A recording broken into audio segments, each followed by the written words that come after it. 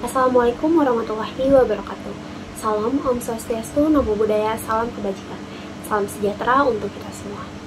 Selamat pagi semuanya. Selamat datang di acara penyuluhan kesehatan pada hari ini. Terima kasih sudah bergabung melalui YouTube channel. Perkenalkan, nama saya Dwi Tiara Nur Hasifa dari kelas 2A dengan NIM 222012 dari S1 Ilmu Keperawatan STIKA PPNI Jawa Barat. Tujuan dari penyuluhan ini adalah untuk meningkatkan pemahaman kita semua tentang tuberkulosis paru pada anak. Saya berharap melalui acara ini Anda akan lebih memahami apa itu paru, bagaimana cara penularannya, gejala-gejalanya, bagaimana cara mendiagnosa dan mengobatinya, serta langkah-langkah pencegahan yang dapat kita ambil untuk melindungi anak-anak kita. Oleh karena itu, penyuluhan ini sangat penting untuk meningkatkan kesadaran dan pengetahuan tentang TB paru, sehingga kita bisa bersama-sama mencegah dan mengatasi penyakit ini. Yuk mari kita bahas tentang promosi kesehatan tuberkulosis paru pada anak. Tuberkulosis paru atau TB paru adalah penyakit menular yang disebabkan oleh bakteri Mycobacterium tuberculosis. Penyakit ini seringkali bersifat kronis dan memerlukan pengobatan yang cukup lama. Penyakit ini dapat ditularkan oleh penderita TB melalui batuk atau bersin yang menyebar ke udara. Tidak hanya terjadi pada orang dewasa saja, penyakit ini juga dapat tertular pada anak-anak. Menurut Kemenkes pada tahun 2022, penyakit tuberkulosis atau TBC di Indonesia menempati peringkat kedua setelah India, dengan jumlah kasus 969.000 dan kematian 93.000 per tahun atau setara dengan 11 kematian per jam. Lalu, adapun penyebab tuberkulosis paru atau TB paru pada anak. TB paru disebabkan oleh bakteri Mycobacterium tuberculosis. Bakteri ini dapat menyebar dari satu orang ke orang lain melalui udara. Ketika seseorang dengan TB paru aktif batuk, bersin, atau bahkan berbicara, bakteri ini dilepaskan ke udara dalam bentuk droplet dan dapat terhirup oleh orang lain di sekitarnya. Cara penularan tuberkulosis paru atau TB paru pada anak. Yang pertama, TB paru dapat menular melalui udara saat penderita TB aktif batuk, bersin, ataupun berbicara. Yang kedua, partikel droplet yang mengandung bakteri TB dapat masuk ke dalam saluran pernafasan orang lain dan dapat menyebabkan infeksi TB paru. Ada pula situasi yang dapat meningkatkan resiko penularan. Yang pertama, tempat-tempat dengan kepadatan penduduk yang tinggi dan ventilasi yang buruk dapat meningkatkan resiko penularan TB paru. Yang kedua, kontak dekat dengan penderita TB aktif, terutama jika berlangsung dalam waktu yang sangat lama, seperti tinggal serumah atau berbagi ruangan yang kecil. Terdapat pula gejala tuberkulosis paru atau TB paru pada anak. Yang pertama, batuk berkepanjangan. Batuk ini berlangsung kurang lebih 3 minggu. Yang kedua, demam ringan. Demam yang tidak terlalu tinggi, terutama pada malam hari. Yang ketiga, berkeringat pada malam hari. Keringat ini sangat berlebihan di malam hari, meskipun cuaca sedang tidak panas. Yang keempat, terdapat penurunan berat badan yang tidak diinginkan tanpa sebab yang jelas. Yang kelima, lesu dan tidak bersemangat. Anak cenderung terlihat lelah, tidak bersemangat, dan kehilangan nafsu makan. Ada pula prosedur diagnosa TB paru pada bayi dan anak. Yang pertama, pemeriksaan klinis. Dokter akan melakukan pemeriksaan fisik untuk mencari tanda-tanda TB, seperti pembesaran kelenjar getah bening, kesulitan bernafas, dan gejala umum lainnya. Dokter akan melakukan wawancara medis untuk mengetahui gejala yang dialami oleh anak, dan pemeriksaan fisik secara menyeluruh, termasuk pemeriksaan paru-paru. Yang kedua ada tes tuberkulin atau mantuk tes, berupa tes kulit di mana sejumlah kecil tuberkulin disuntikan ke dalam kulit untuk melihat apakah tubuh bereaksi terhadap antigen TB. Tes kulit ini dilakukan dengan suntikan 0,1 mili tuberkulin di bawah kulit lengan bawah, dan hasilnya dibaca setelah 48-72 jam. Jika terjadi pembengkakan yang diukur, menunjukkan bahwa adanya respon imun terhadap tuberkulin. Yang ketiga ada ronsen dada, di mana pemeriksaan sinar X untuk dilihat kondisi paru-paru dan menentukan apakah ada lesi atau perubahan yang mencurigakan. Anak akan diminta berdiri atau berbaring di bawah mesin sinar X. Lalu, gambar sinar X akan diambil untuk dilihat adanya lesi TB di paru-paru. Yang keempat ada pemeriksaan dahak. Pemeriksaan dahak ini mengambil sampel dahak untuk diperiksa di laboratorium guna mendeteksi keberadaan bakteri TB. Anak akan diminta batuk dan mengeluarkan dahak ke dalam wadah steril. Lalu, sampel dahak akan dikirimkan ke laboratorium untuk pemeriksaan mikroskopis dan kultur bakteri TB. Yang kelima, ada tes darah interferon gamma release assay atau IGRA. Tes darah ini akan mengukur respon imun terhadap bakteri TB. Akan dilakukan pengambilan sampel darah dari anak, lalu sampel darah akan diuji di laboratorium untuk mendeteksi adanya interferon gamma yang diproduksi sebagai respons terhadap antigen TB. Ada pula pengobatan TB paru pada bayi dan anak. Yang pertama, regimen antibiotik. Pengobatan TB paru melibatkan penggunaan kombinasi beberapa jenis antibiotik yang harus dikonsumsi secara teratur dan lengkap selama 6-12 bulan. Ada pula jenis obat. Yang pertama, isoniazid atau INH, obat utama yang digunakan dalam pengobatan TB. Yang kedua, ada rifampicin atau antibiotik yang sering digunakan bersamaan dengan INH. Yang ketiga, ada pyrazinamide, digunakan pada fase awal pengobatan.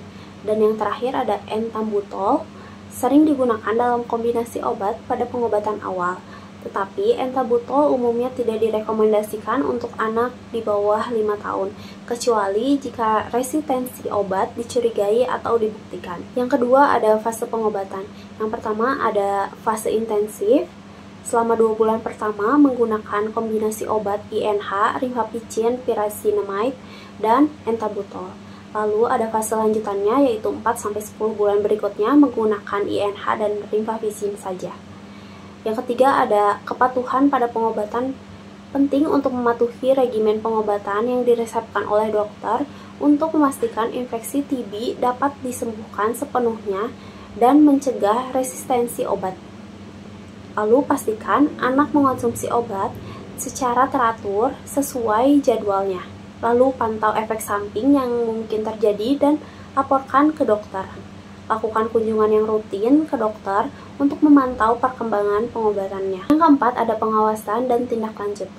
Pemantauan rutin oleh tenaga kesehatan untuk memastikan efektivitas pengobatan dan menangani efek samping yang akan muncul. Lalu ada kunjungan rutin ke dokter untuk pemeriksaan lanjutan. Lalu ada pemeriksaan tambahan seperti tes darah atau ronsen dada ulang jika diperlukan, serta edukasi keluarga tentang pentingnya kepatuhan pada pengobatan dan cara mengelola efek samping. Yang kelima, dukungan gizi dan kesehatan umum anak dengan TB. Anak TB memerlukan dukungan gizi yang baik untuk memperkuat sistem kekebalan tubuh dan mendukung proses penyembuhannya. Yang pertama, berikan makanan bergizi seimbang yang kaya akan protein, vitamin, dan mineral. Lalu pastikan anak mendapatkan cukup istirahat dan tidur yang berkualitas, serta berikan dukungan emosional dan psikologis untuk membantu anak mengatasi stres yang terkait dengan penyakitnya. Lalu selanjutnya ada pencegahan tuberkulosis paru atau TB paru pada anak. Yang pertama, vaksinasi BCG atau Bacillus Calmette-Guerin. Vaksin ini adalah vaksin yang diberikan untuk mencegah infeksi TB berat pada bayi dan anak-anak. Dengan waktu pemberiannya, biasanya diberikan segera setelah lahir atau pada masa bayi awal. Manfaatnya, meskipun tidak sepenuhnya mencegah infeksi TB, vaksin BCG dapat melindungi terhadap bentuk TB yang lebih parah, seperti TB meningitis dan TB miliar. Yang kedua, ada identifikasi dan pengobatan dini pada penderita TB aktif. Mendeteksi penderita TB aktif secara cepat dan memberikan pengobatan yang tepat untuk mencegah penularan. Ada pula langkah-langkahnya. Yang pertama adalah screening rutin bagi anggota keluarga yang tinggal serumah dengan penderita TB. Yang kedua, melakukan pemeriksaan kesehatan jika ada gejala TB seperti batuk berkepanjangan, demam, dan penurunan berat badan. Yang ketiga, ada menjaga kebersihan dan ventilasi lingkungan. Kebersihan lingkungan dan ventilasi yang baik sangat penting untuk mencegah penularan TB. Adapun langkah-langkahnya, pastikan rumah memiliki ventilasi yang baik dengan membiarkan jendela terbuka agar udara segar masuk. Yang kedua, rutin membersihkan rumah, terutama area yang sering digunakan oleh banyak orang. Yang ketiga, hindari tempat-tempat yang padat dan berventilasi buruk, terutama jika ada penderita TB aktif. Lalu ada pula menjaga sistem kekebalan tubuh anak. Sistem kekebalan tubuh yang kuat dapat membantu melawan infeksi TB. Langkah-langkahnya ada memberikan makanan bergizi seimbang yang kaya akan vitamin dan mineral, lalu pastikan anak mendapatkan istirahat yang cukup dan tidur yang berkualitas, lalu dorong anak untuk melakukan aktivitas fisik secara teratur. Lalu yang kelima ada pendidikan dan kesadaran masyarakat dalam meningkatkan pengetahuan dan kesadaran masyarakat tentang TB paru dan cara pencegahannya. Ada pula langkah-langkahnya. Yang pertama, mengadakan penyuluhan dan kampanye kesehatan tentang TB paru di sekolah dan komunitas.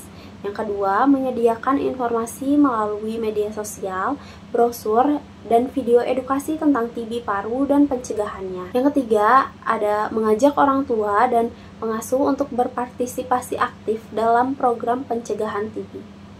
Yang keenam, ada hindari paparan asap rokok. Asap rokok dapat melemahkan sistem pernafasan dan dapat meningkatkan risiko infeksi TB. Ada pula langkah-langkahnya. Yang pertama, hindari merokok di dekat anak-anak atau di dalam rumah. Yang kedua, edukasi anggota keluarga tentang bahaya asap rokok dan dampaknya terhadap kesehatan anak. Lalu selanjutnya ada pemeriksaan rutin bagi anak-anak yang beresiko tinggi. Anak-anak yang cenderung tinggal di daerah dengan tingkat TB tinggi atau yang memiliki anggota keluarga dengan TB harus menjalani pemeriksaan rutin. Ada pula langkah-langkahnya. Yang pertama, rutin membawa anak ke dokter untuk pemeriksaan kesehatan, terutama jika menunjukkan gejala TB. Lalu melakukan tes tuberkulin atau tes darah sesuai rekomendasi dokter jika ada resiko tinggi. Lalu, yang terakhir ada menjaga jarak dengan penderita TB aktif. Mengurangi kontak langsung dengan penderita TB aktif dapat mencegah penularan.